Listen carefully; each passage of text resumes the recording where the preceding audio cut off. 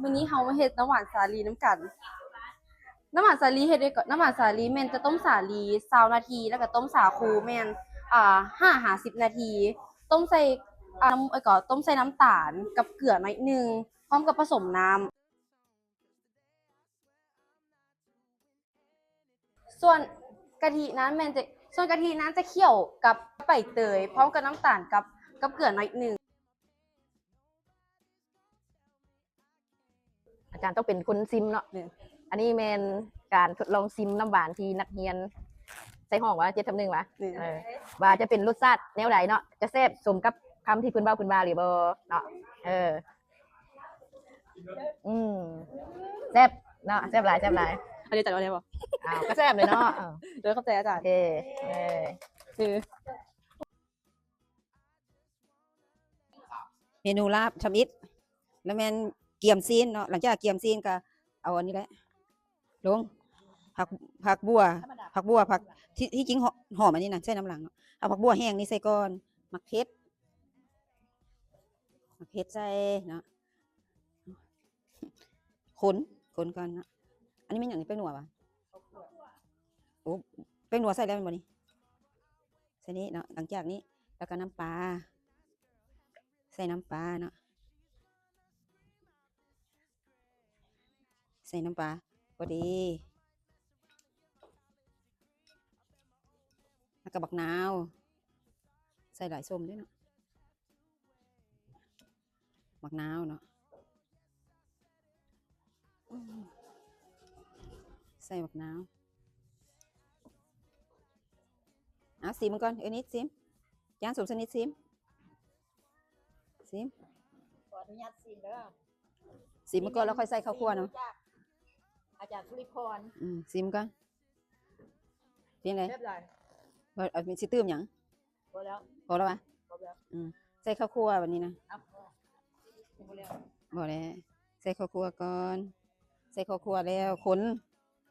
ลาบได้กินลาบแล้วมีโชคมีลาบ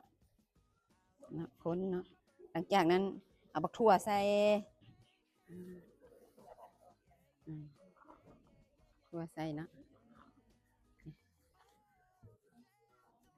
ถั่วใส่คน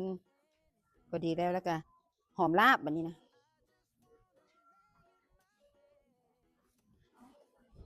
หอมลาบใส่ก็หมายความว่าเสร็จพิธีเสร็จในการประกอบอาหารลาบเสิร์ฟอันนี้แม่ฝีมือจากอาจารย์สุริพรซิมกันยังไงเรียบร้อยอันนี้ซิตื้มอย่างพอแล้วมั้ยยิ้มทุกคนยิ้มเผ็ดแห้ง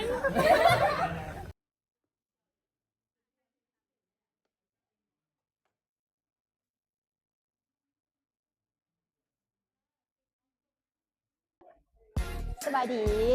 ก่อนอื่นที่มาแสดงเรื่องหรือว่าสาธิตเรื่องการตำบักฮุง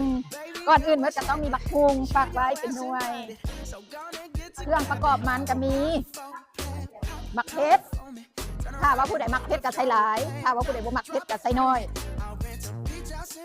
อันนี้พูดถึงเพชรใส่3 หน่วย3 หน่วยตำบักฮุงก็ต้องมีหัวสิงอันบ่แม่นหัวกระเทียมประกอบแล้วก็มีน้ำตาลถ้าว่าผู้ใดมักต้มหวานก็ใส่น้ำตาลแล้วก็มีแป้งนัวแล้วก็ตำ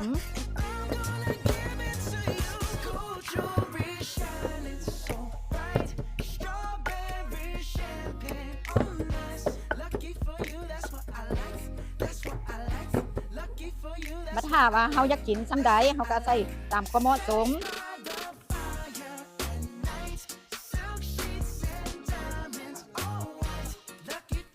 หลังจากนั้นแม่นเฮาปาดบักเล่นใส่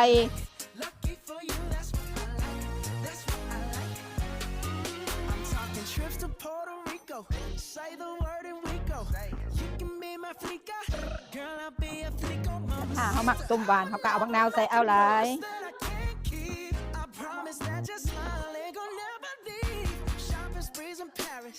Everything 24 carats. Take a look in that mirror. Now tell me who's the fairest. Is it you?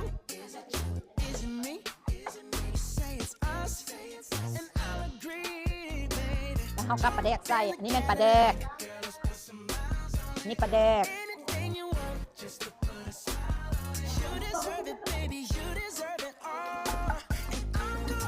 แล้วก็ตำ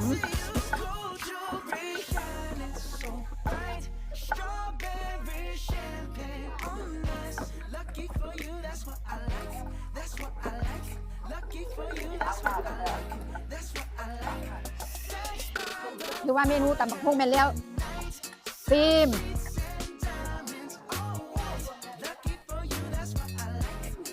เจ็บสุดแล้วสิ้นสุด อย่าฆ่านะเอ้าพี่ฟ้าใช่ผมเดี๋ยวต่ำนี่ก่อนอย่าฟ้าใส่มันมีน้ำดีบอกว่าใหม่คือมันเล่นใต้ทางท้ายเพราะว่ามันมีน้ำมันจะเด็ดประสาทเราไม่ได้ต่ำครับไม่ต้องใต้ทางท้ายเพราะว่ามันมีน้ำดีที่บ้านบอก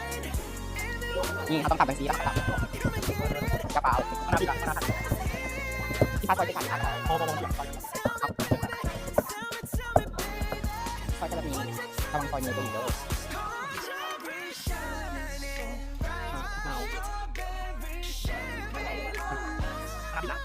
ยังเราก็ใส่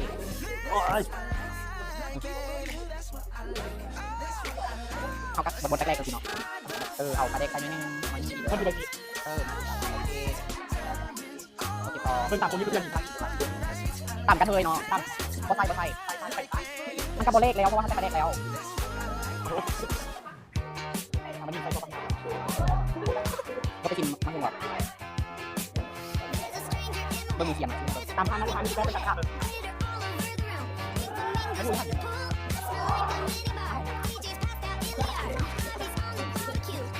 ต้องดูค่ะ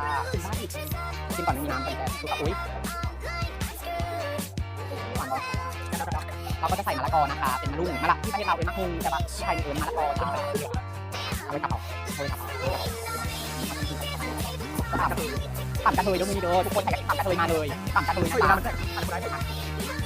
ต่ำกระเทยวันนี้อร่อยมากค่ะพลาดไม่ได้นะคะตามร้านนี้นะเรียกเข้ามาเดี๋ยวลูกค้าเรียกเข้ามาเอาไม่ต้องวางก่อนสั่งนี่ก่อนเอาไว้ตักกระไรนี่ทุกคนค่ะสีสวยมากเด้อแต่ว่ามันเป็นเขาเลยแบบเขาจะตามก็จะทำกระเทยมาจะเป็นประมาณ10 หน้าตาคือเป็นคุณหรือยังไงซีนที่หยิบเลยตักหยิบเลยมันไม่ถูกเก็บเราต้องซื้อเพราะว่าเราไม่เป็นไรได้กินเยอะนี่มาซิมเดี๋ยวขออนุญาตบอกเลยทุกคนมาซิมต่ำกระเทยตาโดยมาซิมต่ำกระเทยตาต่อข่าวกระเทยทำเอง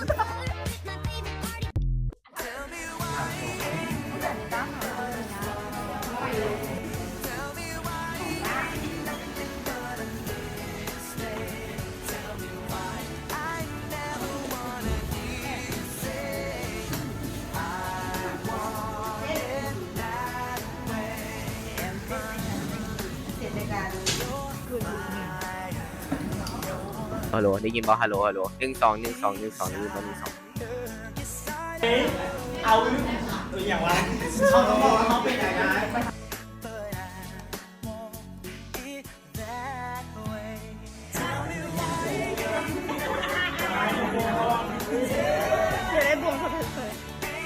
คุณน้าสาว